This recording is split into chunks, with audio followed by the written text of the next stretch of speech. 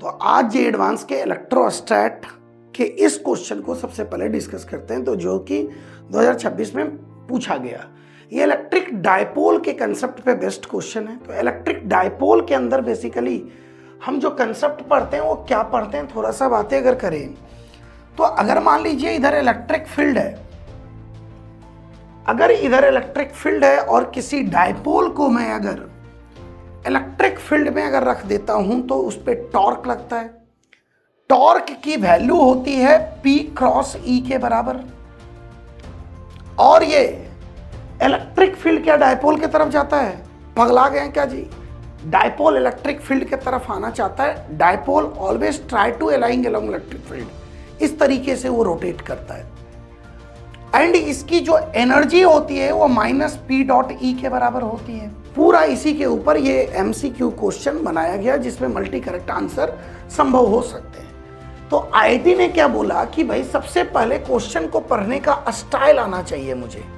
Question पढ़ना भी एक कला है, एक आर्ट है। ये हम डेली सिखाते हैं बच्चों को जब हम इस सरल में डिस्कशन करते हैं क्लास में। तो ठीक है, वो कला क्या है देखिए ध्यान से।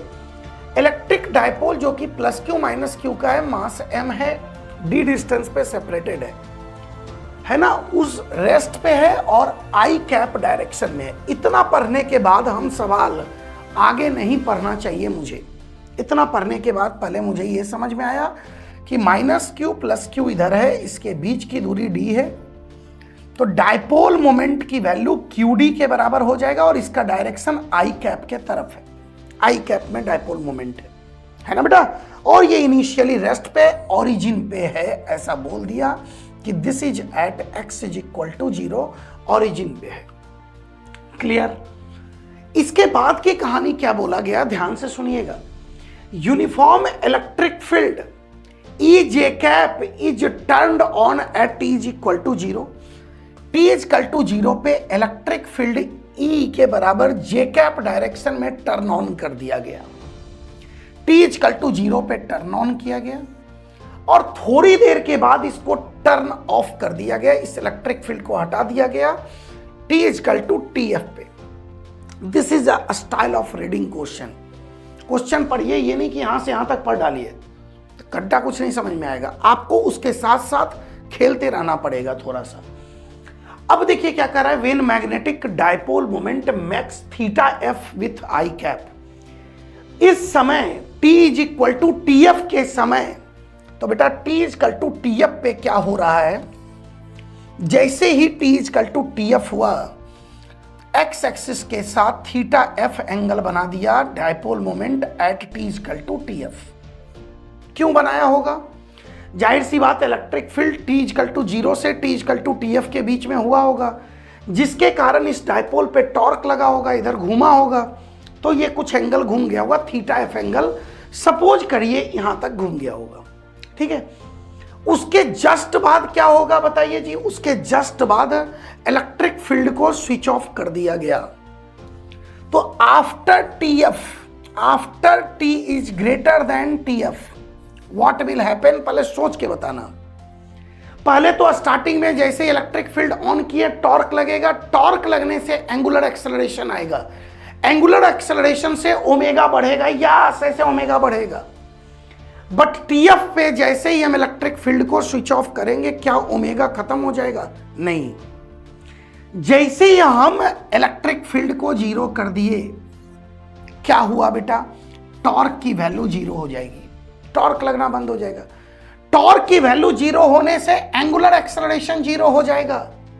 एंगुलर एक्सेलरेशन के 0 होने के कारण उस समय जो ओमेगा होगा वो कांस्टेंट हो जाएगा। वो कांस्टेंट ओमेगा से सर्कुलेट करना लगेगा, रोटेट करने लगेगा अपने एक्सिस के अराउंड। अंडरस्टूड? तो इससे एक रिलेटेड क्वेश्चन है, ऑप्शन है, वो ऑप्शन से हम डिसीजन ले सकते हैं। Please read option number D.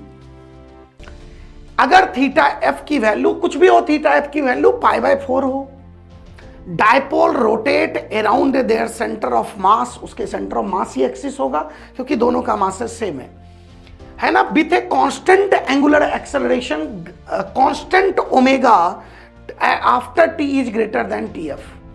T is greater than T F के बारे में मैं बहुत डिटेल में बात कर चुका हूं कि ओमेगा कांस्टेंट होगा, तो कांस्टेंट ओमेगा से मूव करने लगेगा बिकॉज टॉर्क लगना बंद हो जाएगा बेटा। तो यानी कि D is the correct option. इसका डी जो है वो 100% करेक्ट ऑप्शन है। पक्की बात। अब यहां से चलते हैं, हम ए ऑप्शन को पढ़ते हैं पहले।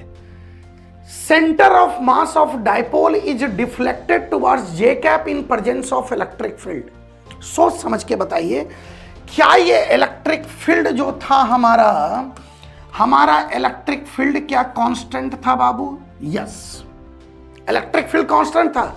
अगर इलेक्ट्रिक फील्ड कांस्टेंट हो तो डाइपोल पे नेट फोर्स क्या होता है? नेट फोर्स ऑन डाइपोल 0 होता है।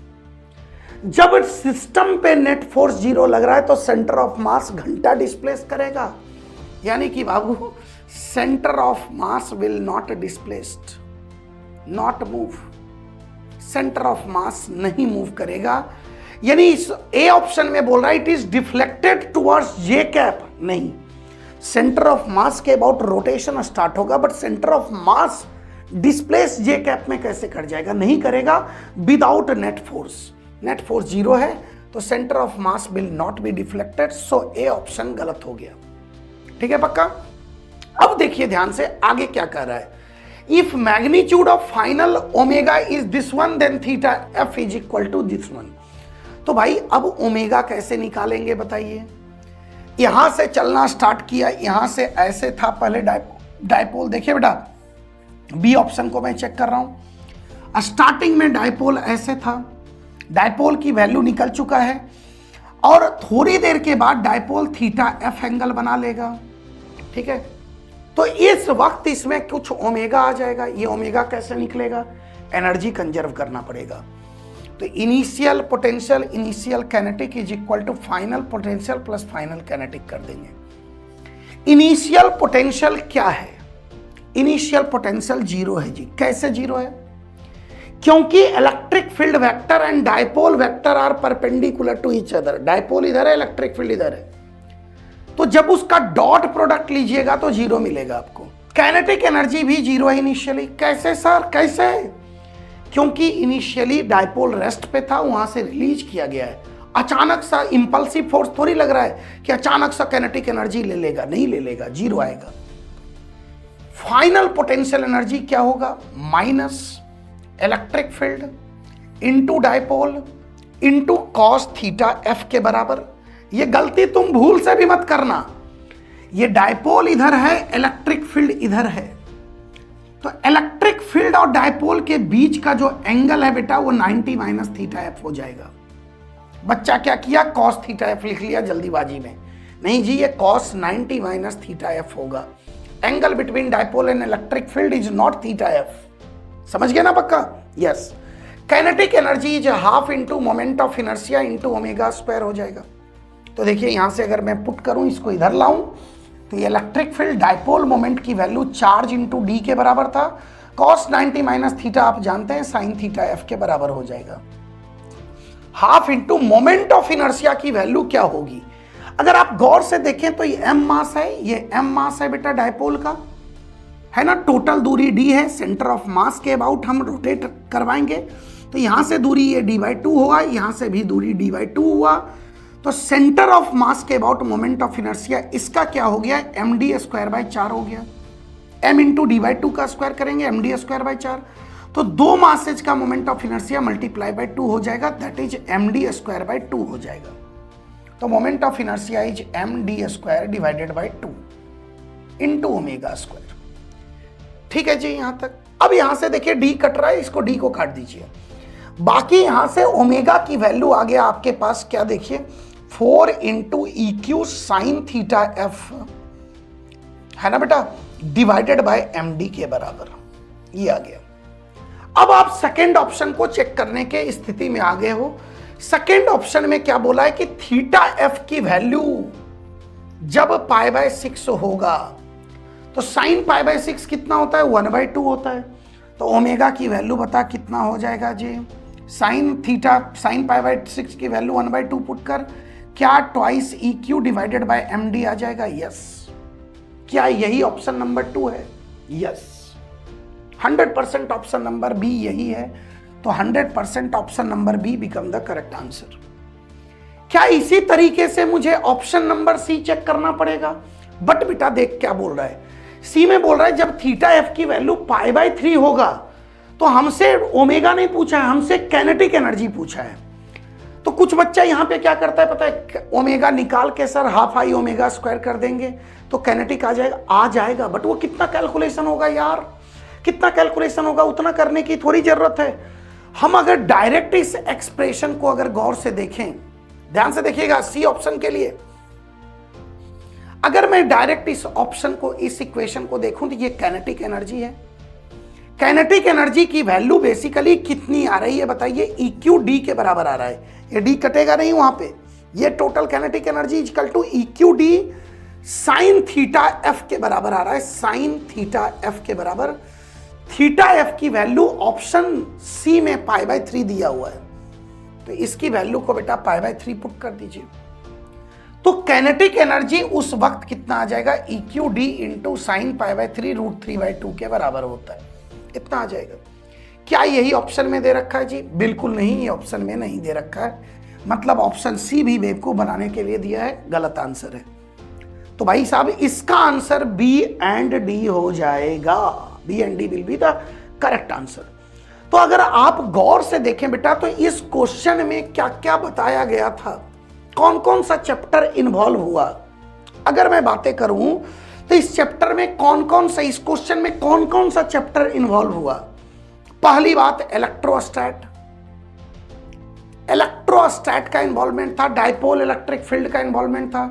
दूसरी बात आपको एनर्जी कंजर्वेशन यूज करना पड़ा, work power energy, energy conservation मतलब WP को भी यूज में लेना पड़ा।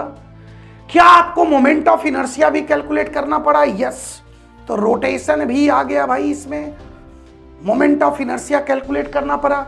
डी ऑप्शन के बारे में डिसीजन आप सिर्फ रोटेशन से ले सकते हो कि टॉर्क 0 हो जाएगा उसके बाद, इसलिए अल्फा की वैल्यू कांस्टेंट हो जाए, अल्फा 0 हो जाएगा, ओमेगा कांस्टेंट हो जाएगा, है ना बेटा, रोटेशन भी इन्वॉल्व हो गया।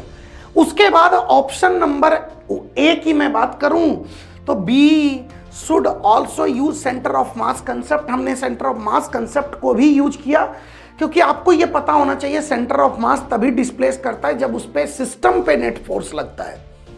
डाइपोल के एक चार्ज पे फोर्स नॉन जीरो लग रहा है, बट नेट सिस्टम पे फोर्स की वैल्यू 0 है कांस्टेंट इलेक्ट्रिक फील्ड के अंदर, इसलिए centre of mass will not be displaced. तो बेटा इसमें 3-3, 4-4 चैप्टर का, 4-4 इंपॉर्टेंट चैप्टर का यूज आ गया इसमें। शानदार सवाल जी एडवांस का, बट स्टिल मैं ये बातें कॉन्फिडेंट के साथ बोल सकता हूं, जो भी बच्चा मुझे सुन रहा है वो एडवांस एग्जाम दिया है, वो सही करके आया होगा पक्का, मुझे पूरा बिलीव है अपने बच्चों पे, है ना। कमेंट करके बताना पक्का कि आपने सही किया इसको कि नहीं किया सही, ठीक है। और जो बच्चे अभी हमसे पढ़ रहे हैं, जो खासकर क्लास 12th में, जिनको ये सारे चैप्टर मैंने पढ़ा दिया है, तो वो भी बताएगा क्या मैं इसमें कोई भी ऐसा कंसेप्ट है जिस पे इस लेवल का सवाल नहीं करवाया हूं, हो ही नहीं सकता है। इससे बहुत ही बेटर लेवल का सवाल आप कर चुके हैं ऑलरेडी, ठीक है। इसमें से कोई भी ऑप्शन में मुझे नहीं लगता है कि आप नहीं किए होंगे। हम आपको सवाल करवाएं जी कि अगर डाइपोल को हम छोड़ें तो कितना एंगल ट्रेवल करेगा, तो वहां पे ओमेगा कैसे निकालते हैं एनर्जी कंजर्वेशन से, ये क्वेश्चन क्लास में करवाया हुआ है, ठीक है। सेंटर ऑफ मास पे ऐसी बातें कितनी बार कर चुके हैं हम, ये क्लास नोट में लिखाया हुआ है कि डाइपोल को कांस्टेंट इलेक्ट्रिक फील्ड में रखते हैं तो उस पे नेट फोर्स 0 लगता है ना। ये आपको नहीं बताया गया, क्या बताइए, कि नेट टॉर्क 0 होने से अल्फा 0 हो जाता है, ओमेगा कांस्टेंट होता है। नॉर्मल सी बात है, कोई बड़ी बात नहीं है ये, ठीक है ना, ये आप जानते हो ऑलरेडी। तो this question can be done अगर आप अच्छे से लेक्चर नोट को फॉलो करते हो, अच्छे से पढ़ाई करते हो, तो this question can be done. Thank you बेटा, आई होप ये क्वेश्चन आपको समझ में आ गया होगा।